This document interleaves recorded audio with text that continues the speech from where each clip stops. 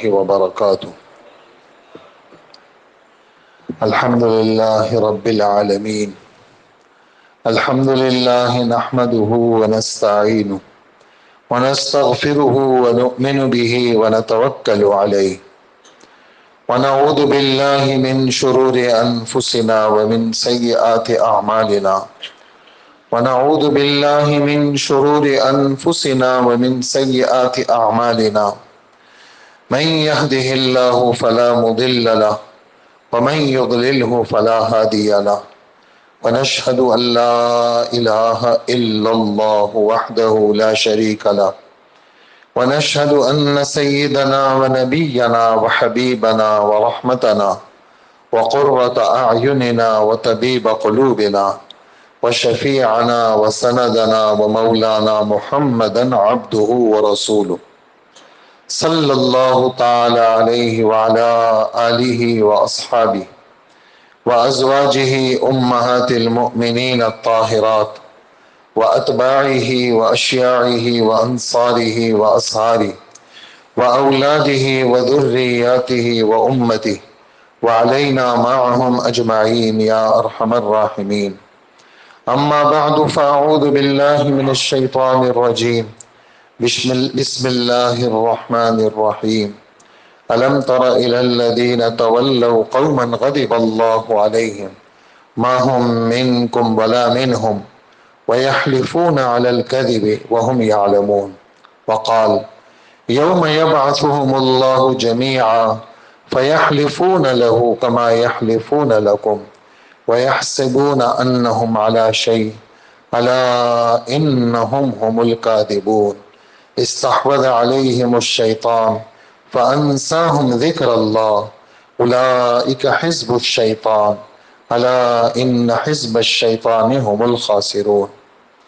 وقال رسول الله صلى الله عليه وسلم ألا أدلكم على ما يمحو الله به الخطايا ألا أدلكم على ما يمحو الله به الخطايا ويرفع به الدرجات.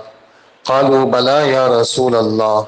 قال إسباغ الوضوء على المكاره وكثرة الخطى إلى المساجد وانتظار الصلاة بعد الصلاة فذلكم الرباط فذلكم الرباط فذلكم الرباط. وقال رسول الله صلى الله عليه وسلم استقيموا ولن تحصوا استقيموا ولن تحصوا واعلموا أن خير أعمالكم الصلاة ولا يحافظ على الوضوء إلا مؤمن. وقال رسول الله صلى الله عليه وسلم إن أمتي يدعون يوم القيامة غرا محجلين من آثار الوضوء فمن استطاع منكم أن يطيل غرته فليفعل أو كما قال رسول الله صلی اللہ علیہ وسلم. میرے انتہائی قابل احترام بزرگوں اور عزیز دوستوں، ہماری آپ کی یہ نشست کافی دنوں سے ایک موضوع لے کے چل رہی ہے اور اس نشست میں کافی ساری باتیں اس موضوع سے ہٹ کے بھی آتی ہیں لیکن وہ بھی نفع سے خالی نہیں ہوتی. موضوع سے ہٹ کے بھی بعض باتیں ایسی آ جاتی ہیں لیکن وہ بھی نفع سے خالی نہیں ہوتی.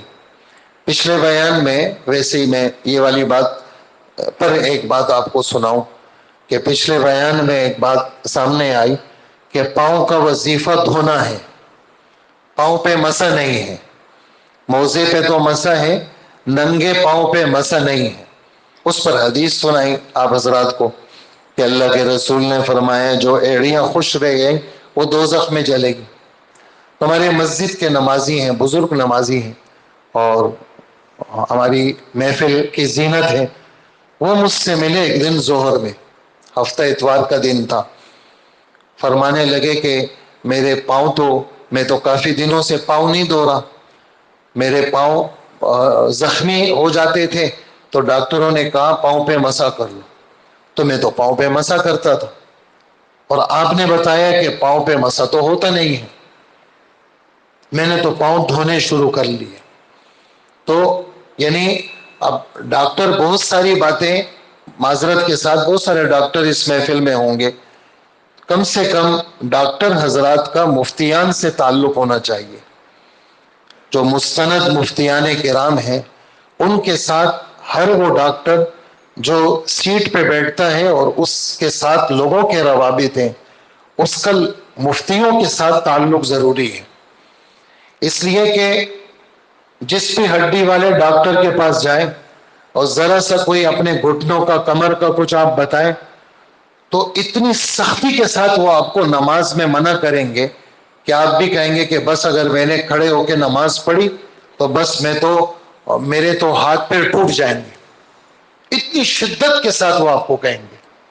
حالانکہ کرسی پر نماز پڑھنا یہ مستقل الگ مسئلہ ہے اور اس مسئلے کی تحقیق ہر وہ فرد چاہے بوڑھا ہے جوان ہے اس کو چاہیے کہ وہ مسئلے کی پوری تحقیق کسی مستند مدرسے میں جا کر کے اپنے آپ کو اس مفتی کے سامنے پیش کر کے وہ کہے بھی میرا یہ مسئلہ ہے.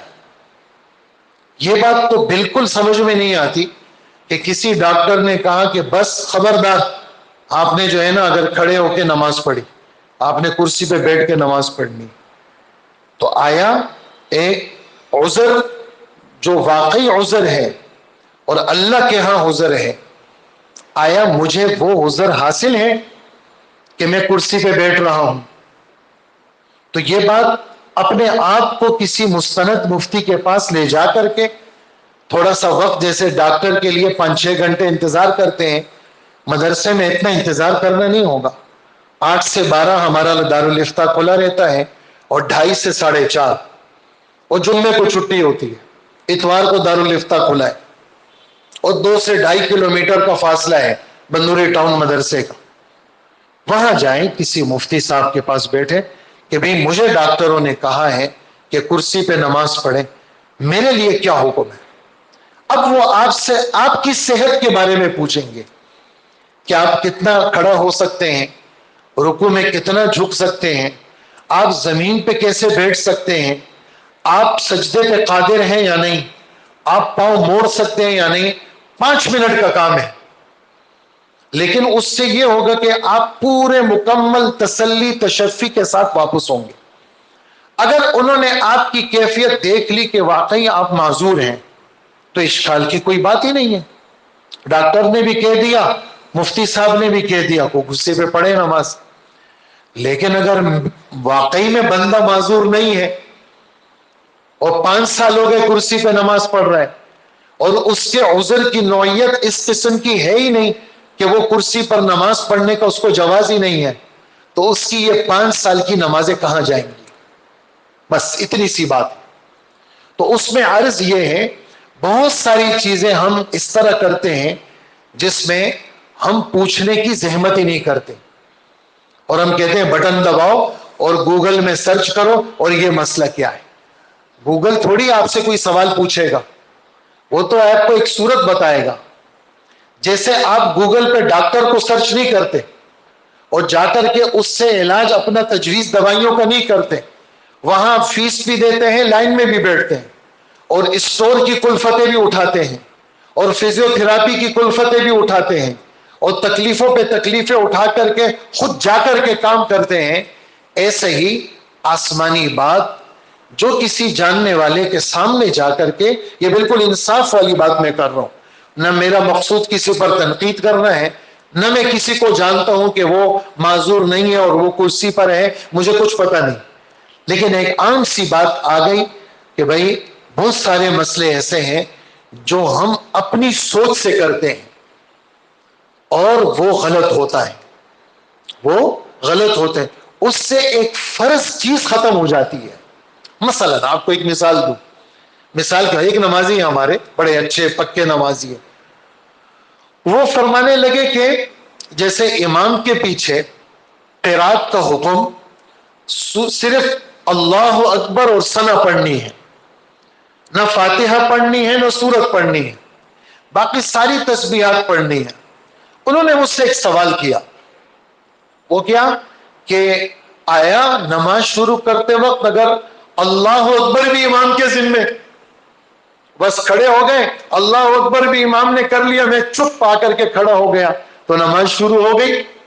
یہ ایک سوال تھا ان کا. تو نماز کیسے شروع ہوگی؟ اللہ اکبر کے بغیر میں تو نماز میں داخل ہی نہیں ہو سکتا. اس لیے کہ اللہ کے رسول صلی اللہ علیہ وسلم فرماتے ہیں مفتاح الصلاۃ الطہور، مفتاح الصلاۃ الطہور وتحریمها التکبیر وتحلیلها التسلیم. نماز کے باہر کی چیزوں کو حرام کرنے والی چیز اللہ اکبر کہنا ہے. آپ کے بات میں ابھی آپ سے بات کر رہا ہوں، آپ مجھے دیکھ رہے ہیں، ادھر ادھر بھی دیکھ رہے ہیں، بیٹھے ہوئے بھی ہیں، کچھ لوگ وضو بھی کر رہے ہیں، بہت ساروں کا قبلے کی طرف رخ بھی نہیں ہے. لیکن جہاں اللہ اکبر پڑھا اس میں بات چیت بھی حرام، اب بات چیت نہیں کر سکتے. اس میں کھانا پینا بھی حرام ہو گیا، اس میں قہقہہ لگانا بھی حرام ہو گیا. اگر آپ نے قہقہہ لگایا تو آپ کا وضو بھی ٹوٹے گا، نماز بھی ٹوٹے گی. اور اگر آپ ہنس پڑے اور ہنسی میں آواز نکلی تو نماز ٹوٹ گئی. اور اگر آپ مسکرا گئے، آواز نہیں نکلی، آپ کے دانت کھل گئے تو پھر نماز مکروہ ہوگی. اور اگر آپ کا سینہ پھر گیا تو نماز گئی. تو اللہ اکبر اس کو تکبیر تحریمہ کہتے ہیں. باقی جو تکبیرات ہیں اگر وہ آپ سے چھوٹ گئی تو نماز پہ کوئی اثر نہیں پڑے گا، اس لیے کہ اس کی حیثیت فرض کی نہیں ہے. لیکن اگر آپ نے شروع کے لفظ کے اللہ اکبر ہی نہیں پڑھا تو آپ کی نماز ہی شروع نہیں ہوگی. تو نماز کا شروع کرنا وہ اللہ. اب یہ بہت ہی آسان سی بات ہے، لیکن چونکہ محفلوں میں بیان بھی نہیں ہوتی، محفلوں میں بیان نہیں ہوتی کہ بھئی نماز کے شروع کرنے کے لیے کیا چیز ضروری ہے؟ اللہ اکبر کہنا ضروری ہے. اور اللہ اکبر کے بغیر وہ نماز شروع نہیں ہوتی.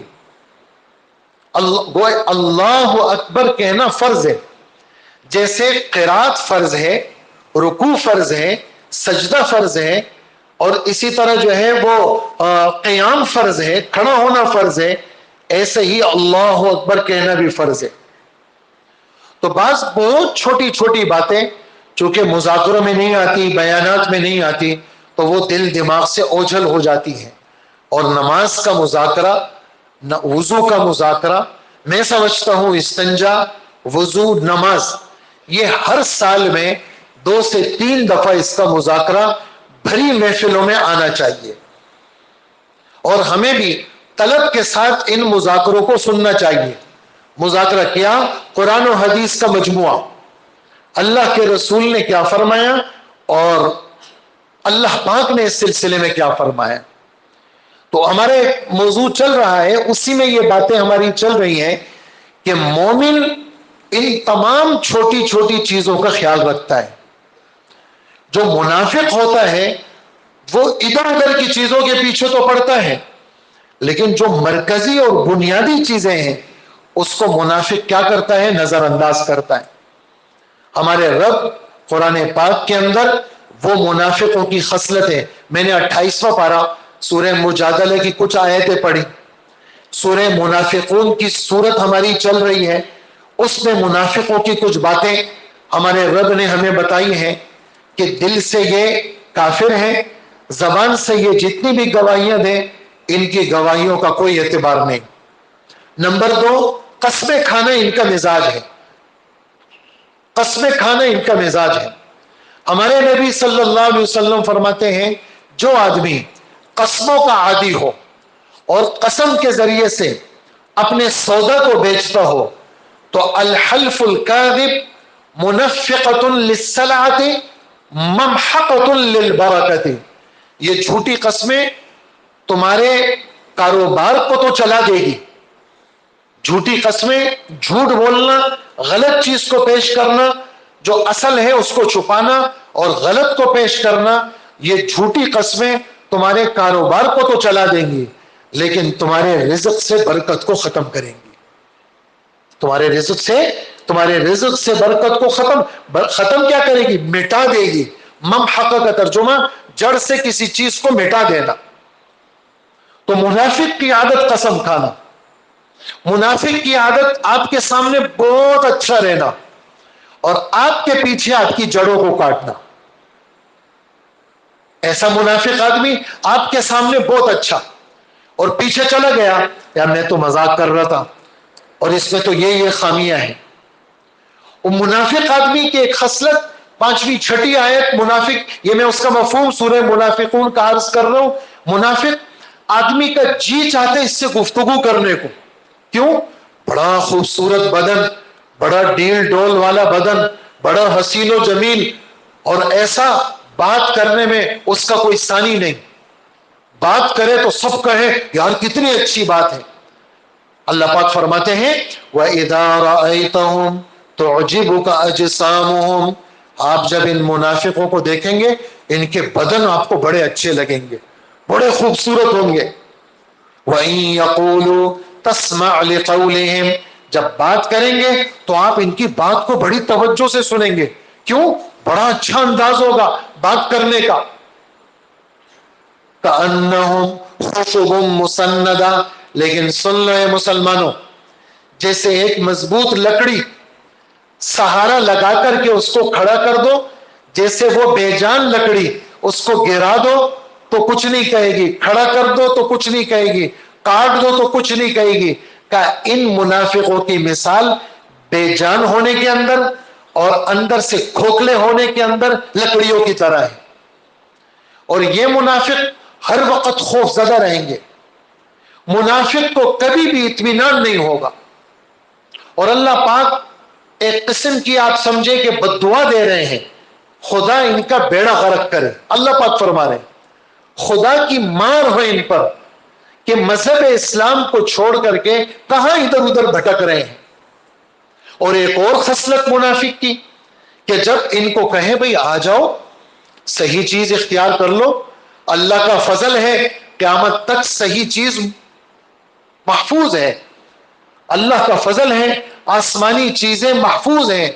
اور لازمی بات ہے جیسے مارکیٹ میں 2 نمبر دوائیاں بھی ہیں، 2 نمبر ڈاکٹر بھی ہیں، 2 نمبر لوگ بھی ہیں، تو دین کے نام پر 2 نمبر لوگ بھی دنیا میں ہیں. لیکن اس کا مطلب یہ کبھی نہیں ہو سکتا کہ صحیح چیز ناپید ہو گئی. صحیح چیز موجود ہے. جب ان کو کہا جائے آئیے آپ کے لیے یہ بزرگ معافی مانگ لیں گے، توبہ آپ کے لیے کر لیں گے، تو یہ سر ہلاتے ہیں، کہتے ہیں نہیں نہیں ہمیں ان کی توبہ کی ضرورت نہیں ہے. یعنی بزرگوں کو حقیر سمجھنا. ہمارے نبی نے قیامت کی نشانیوں میں ایک اہم نشانی بتائی ہے، کیا؟ لعن آخر هذه الامه اولها، بعد کے لوگ پچھلے بزرگوں کو گالیاں دیں گے.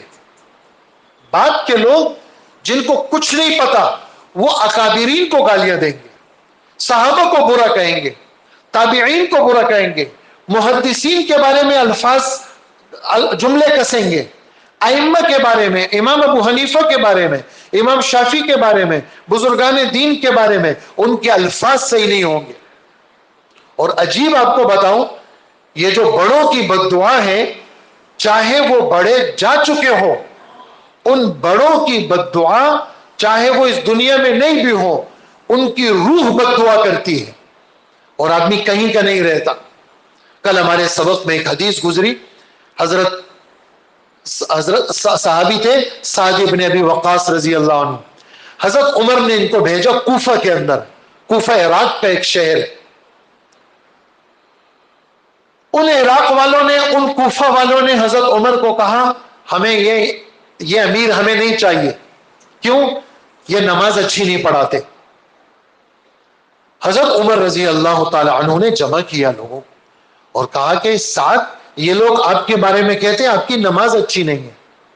حضرت سعد نے کہا کہ عمر امیر المومنین، میں نے تو نماز حضور صلی اللہ علیہ وسلم سے سیکھی ہے، میری نماز اور میرا وضو اللہ کے رسول صلی اللہ علیہ وسلم کے سامنے ہے. لقد خبت وضللت اذن، اگر میں نماز اپنے نبی کی ترتیب پر نہیں پڑھوں گا تو مجھ سے بڑا ناکام آدمی دنیا میں کوئی نہیں. اور جس آدمی نے آپ کو شکایت لگائی ہے، آپ دیکھیں جس آدمی نے شکایت لگائی ہے، اللہ اس کی عمر خوب لمبی کر دے، اور اے اللہ اس کو فتنے میں مبتلا کر دے۔ تو وہی آدمی بخاری شریف میں کل سبق میں گزرا ہے کہ اس کی یہ بھویں بڑھاپے کی وجہ سے، یہ بھویں اس کی جو ہے وہ بڑی ہو کر کے آنکھیں چھپ گئی تھی، اتنی زیادہ عمر ہو گئی اس کی، اور کوفہ کی گلیوں میں کھڑے ہو کر لڑکیوں کو چھیڑتا تھا، اور خود کہا اصابتنی دعوت سعد، مجھے تو سعد ابن ابی وقاص کی بد دعا لگی ہے۔ تو اس لیے یہاں پر کسی کے پیچھے پڑ جانا، دکان میں ایک بیچارہ غریب کام کر رہے ہیں، بس اس کے پیچھے پڑ گئے اس کو نکالنا ہے۔ مدرسے میں کوئی قاری صاحب ہے پڑھا رہے ہیں، اس کے پیچھے پڑ گئے، بس قاری صاحب کی چھٹی کرانی ہے۔ فیکٹری میں ایک غریب کام کر رہے ہیں، اس کے پیچھے پڑ گئے۔ مسجد میں کسی کے پیچھے پڑ گئے، گھر میں بہو کے پیچھے پڑ گئے، بیٹی کے پیچھے پڑ گئے، ساس کے پیچھے پڑ گئے، بوڑھوں کے پیچھے پڑ گئے، جوانوں کے پیچھے پڑ گئے۔ کبھی بھی آدمی کو اللہ کی ذات سے غافل نہیں ہونا چاہیے۔ اس وقت آپ اس کے پیچھے پڑ گئے، یہ تو نوکری چھوڑ کے چلا جائے گا، لیکن خدا آپ کو چھوڑیں گے؟ اس لیے کہ آپ کا پورا سسٹم کس کے قبضے میں ہے؟ اللہ کے قبضے میں، وہ اللہ آپ کو نہیں چھوڑیں گے۔ تو اس لیے جب اس کو کہا اس منافق کو، آؤ ذرا حضور تمہیں آ کر کے تمہارے لیے اللہ سے معافی مانگے، اس نے کہا جاؤ جاؤ اپنے ساتھی کے پاس جاؤ، خود ہی تمہیں معافی اپنی کرواؤ، میرا تو اونٹ کھو چکا ہے، میں تو اس کو ڈھونڈنے نکلا ہوں، مجھے تمہارے ساتھی کی دعاؤں کی ضرورت نہیں ہے۔ نعوذ باللہ، ہمیں بزرگوں کی دعاؤں کی ضرورت نہیں ہے، ہم ویسی پلے بڑے ہیں اور ویسی بڑے ہو جائیں گے، نہیں، ہمیں تو ضرورت ہے۔ ہمارے نبی تو چھوٹوں سے دعا کی درخواست کر رہے ہیں۔ حضرت عمر عمرے پہ جا رہے تھے، اللہ کے رسول اجازت ہے عمرے پہ چلے جاؤں؟ فرمایا ہاں عمر چلے جاؤ، لیکن اے میرے چھوٹے بھائی دیکھنا عمرے کے سفر میں اپنے اس بڑے بھائی کو دعا میں مت بھولنا۔ محمد الرسول اللہ حضرت عمر کو فرما رہے ہیں اے میرے چھوٹے بھائی اپنے اس بڑے بھائی کو دعاؤں کے اندر مت بھولنا۔ عمر فرماتے ہیں یہ جو جملہ حضور نے کہا ساری دنیا ایک طرف کر دو، اس جملے کا مقابلہ نہیں ہے کہ اللہ کے رسول نے مجھے چھوٹا بھائی کہا۔ ہمارے تو بڑے بھی چھوٹوں سے دعاؤں کی درخواست کر رہے ہیں، اور ہمیں اپنے بڑوں کی دعا نہیں چاہیے، نہیں، ہمیں تو اپنی ماں کی بھی دعا چاہیے۔ ہم تو روز جائیں اماں کے پاؤں پکڑے، اماں ہمارے لیے دعا دے دو۔ ہمیں تو ہر سفید داڑھی والے کی دعا چاہیے۔ ان من اجلال اللہ تعالی اکرام ذی الشیب المسلم، جو آدمی کسی سفید بالوں والوں کی عزت کرے گا یہ ایسا ہے جیسے اس نے خدا کی عزت کی، اور جس نے کسی سفید بالوں والوں کو قدر کی نظر سے دیکھا، اللہ اس کے بڑھاپے میں، حدیث کا ترجمہ کر رہا ہوں، اللہ اس کے مقابل اس کے بڑھاپے میں ایسے نوجوان کو اس پر مسلط کر دیں گے کہ کیا کرے گا وہ اس کے بڑھاپے میں اس کی خدمت کرے گا۔ یہ تو اللہ کی ذات ہے۔ کما تدینو تدانو، جیسا کرو گے ویسا بھرو گے۔ اس لیے بڑوں کی دعائیں ہمیں چاہیے۔ یہ منافق ہے جو کہتے ہیں مجھے ہمیں جی ضرورت نہیں ہے، نہیں ہمیں تو ضرورت ہے، مجھے بھی ضرورت ہے، میں تو آنے سے پہلے عمل کر کے سب اپنے استادوں کا نام لیتا ہوں، میں تو آنے سے پہلے آپ کے لیے بھی ایصال ثواب کرتا ہوں، آپ جو میرے پیچھے جمعہ پڑھنے آتے ہیں میں آپ کے لیے بھی دعا کر کے آتا ہوں، جنہوں نے مجھ سے پڑھا ہے میں ان کے لیے بھی دعا کرتا ہوں، اور جن سے میں نے پڑھا ہے اور جن بزرگوں سے وہ فیوزات مل رہے ہیں، چاہے وہ تبلیغی جماعت کے بزرگ ہوں، چاہے وہ ہمارے مدرسے کے اساتذہ ہوں، چاہے وہ ہمارے مجاہدین ہوں جو اللہ کے راستے میں جہاد کر رہے ہیں، چاہے وہ لوگ ہوں جو اپنا مال اللہ کے نام پہ دیتے ہیں، ان سب کا فردن نام لے کر کے ہم جمعے میں آنے سے پہلے سب کے لیے ایصال ثواب کر کے دعا کرتے ہیں۔ ہم تو ان کے بغیر چل ہی نہیں سکتے، ہم اکیلے کی کیا حیثیت، ہم تو آپ کے سامنے جمعہ پڑھاتے ہیں، ان سب بزرگوں کی روحانیت متوجہ کر کے پھر آپ کے پاس آتے ہیں۔ یہ کیوں بتا رہا ہوں آپ کو؟ تاکہ آپ ایسے ہو جائیں، اپنی بڑائی نہیں جتا رہا، تاکہ آپ ایسا کریں۔ ہم اپنے بڑوں سے کبھی بھی مستغنی نہیں، کسی بزرگ کے پاس آپ بیعت ہونے چلے جائیں. حضرت واسم منظور صاحب کے پاس گیا میں, حضرت سے بیعت ہوا. حضرت کے بعد مولانا شمس الرحمان عباسی صاحب, ان سے بیعت ہوا. سب سے پہلا سبق شیخ کی طرف سے کیا ملتا ہے؟ سب سے پہلا سبق 1 دفعہ فاتحہ, 3 دفعہ سورہ اخلاص. اپنے شیخ سے حضور تک یہ کڑی ہے پوری, اس کو روزانہ ایصال ثواب کرو گے تب جا کر کے اگلا سبق چلے گا, پھر اس کی برکات دیکھیں آپ. تو ہم اپنے شیخ کے ساتھ ساتھ ان تمام افراد کو جن کی برکت سے دین دنیا میں قائم ہے, ان تمام کو ہم اپنی دعاؤں میں یاد رکھتے ہیں کہ ہم ایک وقت میں ایک کام کر سکتے ہیں, لیکن دعا کی برکت سے ہم ایک وقت میں بہت سارے لوگوں کے ساتھ مل کر کے ہم اللہ کا قرب حاصل کر سکتے ہیں. تو یہ تو منافق ہے جو کہتے ہیں مجھے کسی کی ضرورت نہیں ہے.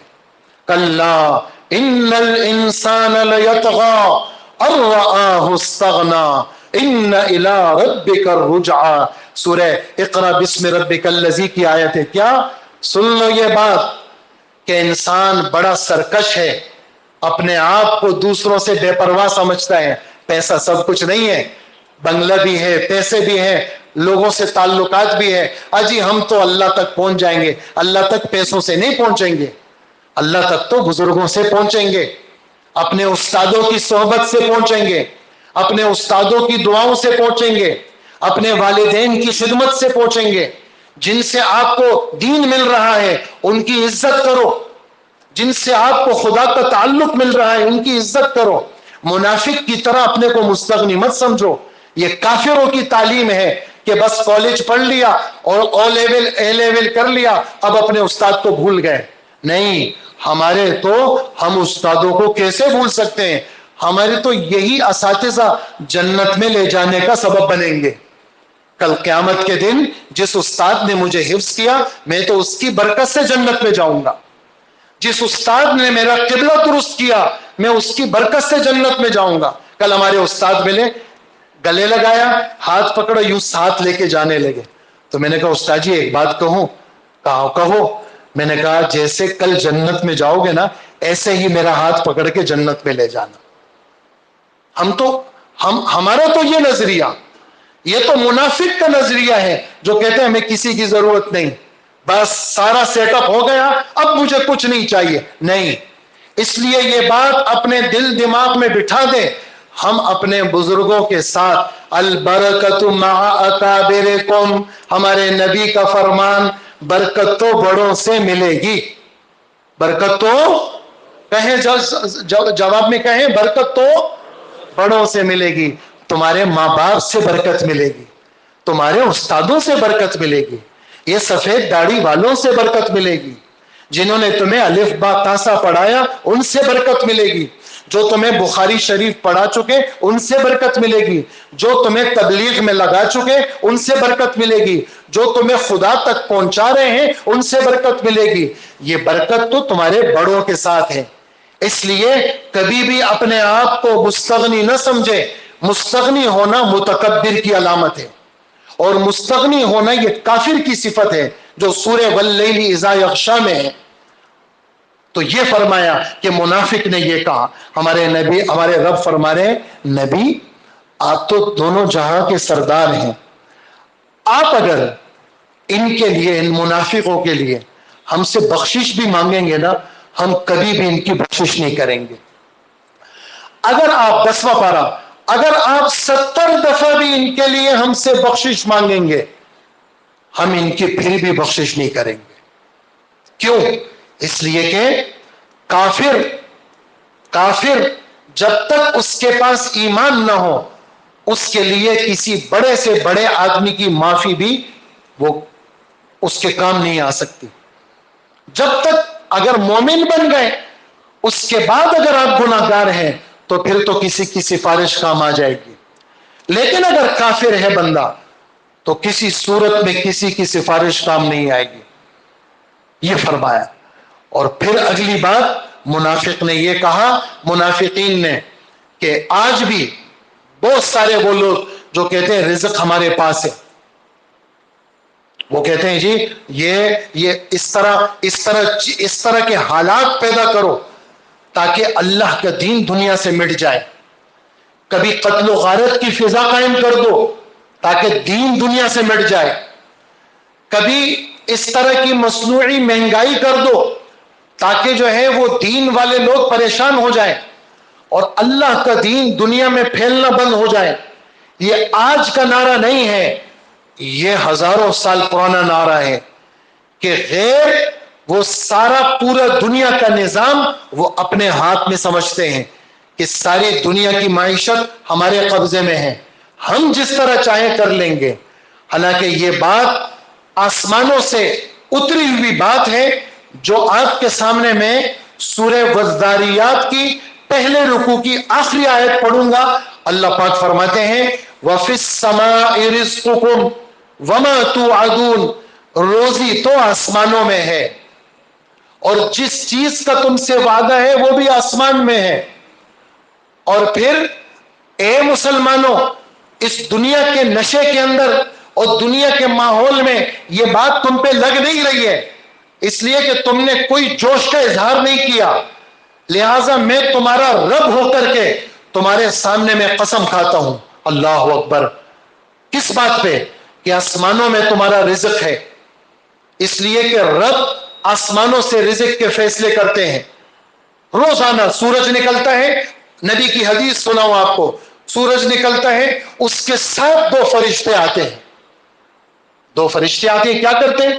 آج کا ریٹ پاکستان میں کیا ہے اور کراچی کا بھاؤ تاؤ کیا ہے، اور فرشتہ دعا کرتا ہے اللہم اعط منفقا خلفا وَأَعْتِ مُمْسِكًا تَلَفًا، اے اللہ جو تیرے نام پہ خرچ کرنے والے ہیں ان کے رزق کو خوب بڑھا دے، اور اے اللہ جو اپنے پاس روک کے رکھنے والے ہیں ان کے رزق کو ضائع کر دے.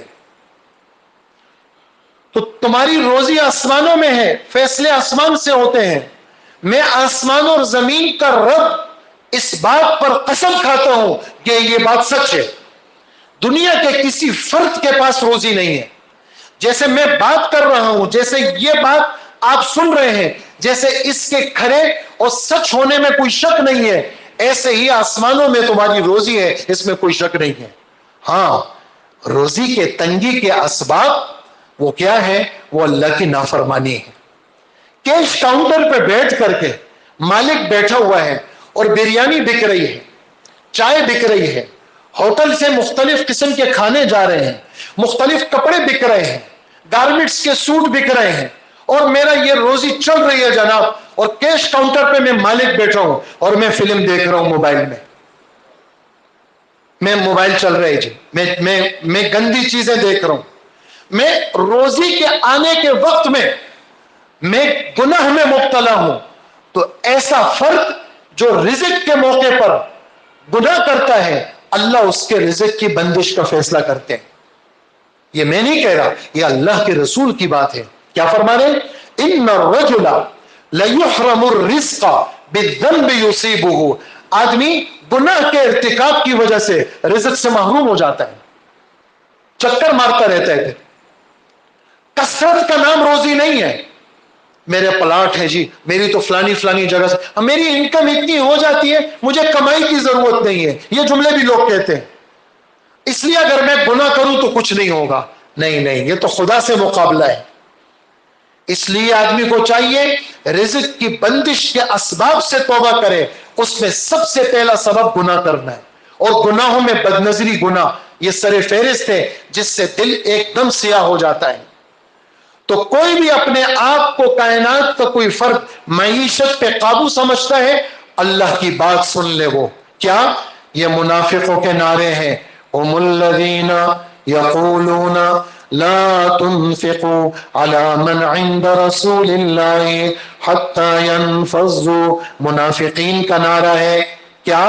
ان اللہ والوں پر، ان مدرسے والوں پر، ان تبلیغ والوں پر، ان مجاہدین پر اور ان دیندار لوگوں پہ خرچ مت کرو، یہ مدینہ والوں پہ، اے انصاریوں، اے مہاجرین پہ خرچ مت کرو۔ جب تم خرچ بند کر دو گے تو یہ اپنا بوریا بستر لپیٹ کے ینفضوا، تتر بتر ہو جائیں گے، مدرسے بند ہو جائیں گے، مسجدیں بند ہو جائیں گی، مسجدوں میں بل آ رہے ہیں جناب، اور جی پنکھے بھی بند کر دو، بلوں کی کثرت ہو گئی، بل آ رہے ہیں جی، پانی کی قلت ہو گئی جی، اور چیزیں مہنگی ہو گئی، ایک ایک چیز کی 4-4 5-5 گنا قیمت بڑھ گئی، یہ چیزیں ہو گئی جی، مدرسے بند کرو بھائی، ہم بچوں کو کھلا نہیں سکتے۔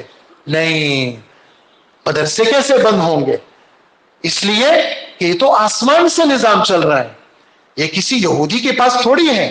ہاں، آنکھ تو دیکھ رہی ہے کہ دنیا کی ساری معیشت پر یہودیوں کا قبضہ، اور مسلم ممالک کے اربوں کھربوں روپے وہ کافروں کے بینکوں میں ہیں۔ اگر آج پاکستان کے جن لوگوں کی رقم کافروں کے پاس ہے، ایک آدمی بھی اگر کوشش کرے پورے پاکستان کا قرضہ ادا کر سکتا ہے، وہ پورے پاکستان کا۔ تو یہ معیشت کسی کے قبضے میں نہیں ہے، اگرچہ ظاہر میں کوئی دکھ رہا ہے۔ سن لیجیے اللہ کا فرمان کیا، وَلِلَّهِ خَزَائِنُ السَّمَاوَاتِ وَالْأَرْضِ، آسمان اور زمین کی جتنے بھی خزانے ہیں وہ کس کے پاس ہے؟ کس کے پاس ہے؟ وہ اللہ کے پاس ہے۔ وَلَكِنَّ الْمُنَافِقِينَ لَا يَفْقَهُونَ، منافقوں کو کیا پتا، ان کو کچھ پتہ نہیں، یہ کہتے ہیں کہ نہیں ہمارے پاس ہے، اللہ پاک فرما رہے ہیں میرے پاس ہے۔ لہٰذا اس طرح کی چیزوں سے آسمانی نور، آسمانی چراغ کو کوئی بجھا نہیں سکتا، یہ خامخیالی ہوگی۔ خدا کا دین ہے، خدا اپنے دین کا محافظ ہے، لہٰذا ہم بھی اپنے آپ کو گناہوں سے بچائیں، اور خاص کر فجر کی نماز جو چھوڑے گا اس کی روزی اللہ بند کریں گے۔ یہ سن لیں یہ بات، رات کو یہ ہوٹلوں پر 2-2 3 بجے تک جاگنا اور صبح 11-12 بجے اٹھنا، یہ سمجھ میں نہ آنے والی باتیں ہیں، اور فجر کی نماز چھوڑ دینا اور یہ سمجھنا کہ دکان چل رہی ہے یہ چلتی رہے گی، اس دکان کو بند کرنا اللہ کا کام ہے، وہ گناہ سے سب چیزیں تہس نہس کر دیں گے۔ اس لیے فجر کی نماز کو بڑا دخل ہے رزق کے اندر۔ جو لوگ تنگی معیشت کے پریشان حال ہیں وہ سن لیں کہ اللہ کے رسول اپنی بیٹی کے پاس گئے، حضرت فاطمہ فجر کے بعد سو رہی تھی، فرمایا فاطمہ اشہدی رزق ربک، تیرے رب کی روزی کے تقسیم کا وقت ہے، بیٹھ جا۔ میں اپنے بچوں کو کہتا ہوں بچوں فجر کے بعد مت سویا کرو، ابھی 10 منٹ کے بعد مدرسے جانا ہے، یہ فجر کے بعد کچھ عمل کر لو، سورہ یاسین پڑھ لو، سورہ واقعہ پڑھ لو، سورہ طارق پڑھ لو۔ اللہ پاک اب یہ حدیث فاطمہ کو کہا، فاطمہ تیرے رب کی روزی کا تقسیم کا وقت ہے، فجر کے بعد سونا مت۔ صبح صادق آج کل 5 بجے، اور سورج کا طلوع 6:20، 5 اور 6:20، صبح صادق سے لے کر کے سورج کے طلوع تک اللہ رزق کو تقسیم کرتے ہیں، اور کراچی کا مجمع سو رہا ہوتا ہے، دادا دادی بھی سو رہے ہیں، اور بہو اور بیٹا بھی سو رہے ہیں، اور پوتے اور پوتیاں بھی سو رہے ہیں، پورا گھر سو رہا ہے جی۔ وہ کیوں؟ یہ سب چیزیں سیٹ ہیں، کچھ بھی نہیں ہے، یہ تو ایسی مسجد کی باتیں ہیں، یہ مسجد کی باتیں نہیں ہیں، یہ سچی باتیں ہیں۔ اس لیے فجر کی نماز کی درخواست ہے پورے مجمع سے، مسجد میں فجر کی نماز کی نیت کریں، پورے مجمع انشاءاللہ کا ہے، یہ فجر مسجد میں پڑھیں گے، بچوں کو بھی پڑھائیں گے۔ نمبر 2، رزق کی وسعت کے لیے بڑے حضرت نے فرمایا کہ ہمارے بڑوں نے یہ فرمایا کہ سورہ واقعہ اور سورہ والسماء والطارق صبح ایک دفعہ اور شام ایک دفعہ، اس کا جو بھی پابند بنے گا، سورہ واقعہ سورہ طارق کا جو بھی پابند بنے گا، اللہ رزق کے معاملات اس کے آسان کر دیں گے۔ ایک نماز نہیں چھوڑنی، ایک گناہ نہیں کرنا، اور ایک ہی عمل کرنا، پھر آپ دیکھیے گا اللہ پاک رزق کے دروازے کھولیں گے۔ اللہ مجھے بھی عمل نصیب فرمائے، آپ کو بھی نصیب فرمائے۔ وصلی اللہ وسلم علی نبینا محمد وآلہ واصحابہ اجمعین۔ بہت بڑی تعداد میں لوگ خدمت میں مصروف ہیں، اللہ سب کی خدمات کو اپنے دربار میں قبول فرمائے۔ الحمدللہ رب العالمین والصلاة والسلام علی نبینا محمد وآلہ واصحابہ اجمعین۔ اے اللہ ہمارے گناہوں کو معاف فرما، اللہ ہماری اس نشست کو اپنے دربار میں قبول فرما۔ اللہ جو باتیں آسمانی باتوں کا جن کا مذاکرہ ہوا، اللہ ہم سب کو عمل والا بنا، عمل کی توفیق عطا فرما۔ اللہ ہم سب کو فجر کا نمازی بنا، ساری نمازیں مسجد میں پڑھنے والا بنا۔ اللہ ہمارا رشتہ قرآن پاک کے ساتھ جوڑ دیجئے، ایک سپارہ کم سے کم تلاوت ہم سب کو نصیب فرما۔ صبح شام دونوں وقت ذکر کی توفیق عطا فرما۔ تیسرا کلمہ درود شریف استغفار، اس کا اہتمام ہمیں نصیب فرما۔ ہاتھ اٹھا کے دعا مانگنا ہمارے مزاج میں داخل فرما، استغنا سے ہماری حفاظت فرما۔ ہم آپ سے، آپ کے دین سے مستغنی نہیں ہیں اللہ، ہم بے پرواہ نہیں ہیں، ہمیں آپ سے مانگنا نصیب فرما۔ بزرگوں کے ساتھ نسبت، علماء کے ساتھ، بزرگوں کے ساتھ، اکابرین کے ساتھ، اپنے بڑوں کے ساتھ، اپنے ماں باپ کے ساتھ، سفید داڑھی والوں کے ساتھ، بڑے بھائی، چچا، تایا، ماموں، خالہ، پھوپھی، سب کی قدردانی ہمیں نصیب فرما۔ ہمیں دل سے سب کی عزت کرنے والا بنا، ہمیں بے ادب نہیں بنا، ہمیں بے مراد نہیں بنا، ہمیں بے حیا نہیں بنا۔ اللہ ہمیں با ادب بنا، اللہ ہمیں با نصیب بنا، اللہ ہمیں با حیا بنا، اللہ ہمیں با مراد بنا۔ اللہ ہماری ہر مشکل آسان فرما، ہمیں پکا نمازی بنا، اللہ ہمیں وضو کا اہتمام نصیب فرما، مستقل ہمیں باوضو رہنے کا وصف نصیب فرما۔ اے اللہ کامل ایمان عطا فرما، کامل حیا نصیب فرما، آسمانی علوم عطا فرما، صحیح علم عطا فرما، اس پر عمل عطا فرما، اپنے اکابر بزرگوں کی صحبت نصیب فرما، مسجد کا ماحول عطا فرما، روز مسجد کی حاضری نصیب فرما۔ جیسے ابھی ہم سب مسجد میں ہیں، ہمیں ہر نماز میں مسجد میں آنے والا بنا، اور عین خطبے کے اور نماز کے وقت میں وقت سے پہلے مسجد کی آمد نصیب فرما۔ اللہ ہمیں جمعہ ایسا جمعہ پڑھنا نصیب فرما جیسے اکابر اور علماء جمعہ پڑھتے ہیں، ایسا جمعہ ہمیں نصیب فرما۔ جمعے کی عزت، جمعے کی قدردانی ہم چھوٹے بڑوں سب کو نصیب فرما۔ اللہ ہمارے بچوں بچیوں کے جوڑ کے رشتے نصیب فرما، ہمارے بچوں بچیوں کو یا اللہ اپنے گھروں میں خوشیاں نصیب فرما۔ اللہ رزق کی تنگی سے ہماری حفاظت فرما، رزق کی بندشیں ختم فرما، ہمیں خوب برکت والی روزی نصیب فرما، سچی توبہ گناہوں سے نصیب فرما، مسجد کی حاضری نصیب فرما، اور سورہ واقعہ، سورہ طارق صبح شام ایک ایک دفعہ پڑھنا نصیب فرما۔ ہر بلا، ہر غم، ہر شر، ہر ناگواری سے حفاظت فرما، تمام مرحومین کی مغفرت فرما، اور بیماری کی جو وبا چل پڑی ہے اپنے کرم سے اس کا خاتمہ فرما، سیلاب زدگان کی مدد فرما، اور ہمارے پورے شہر والوں پر اپنا خصوصی فضل اور رحم نازل فرما۔ ہر آدمی نے اپنے اپنے طاقت کے مطابق خدمت کی ہے اور کر رہے ہیں، اللہ سب کو اپنے دربار سے اس کا بدلہ نصیب فرما۔ اللہ ہم سب کی دعاؤں کو قبول فرما۔ آج آپ نے ہمیں مسجد علی میں جمع کیا، کل قیامت کے دن اپنے سامنے جمع کریں گے۔ اللہ جیسے آج کے دن میں آپ نے عافیت اور عزت افزائی فرمائی ہے، اللہ کل قیامت کے دن بھی عافیت اور ہمیں عزت نصیب فرما۔ اے اللہ جنت کا داخلہ ہمیں نصیب فرما، اور اپنا دیدار جنت میں ہم سب کو نصیب فرما۔ ہم سب کی دعائیں قبول فرما، ہمارا دل دین کے ساتھ جوڑ دے، اور عمل کی مناسبت نصیب فرما، عمل کے ساتھ تعلق نصیب فرما، اور گناہ سے نفرت نصیب فرما، اور دعاؤں کو قبول فرما۔ وصلی اللہ وسلم علی نبینا محمد وآلہ واصحابہ وامتہ اجمعین، آمین برحمتک یا ارحم الراحمین۔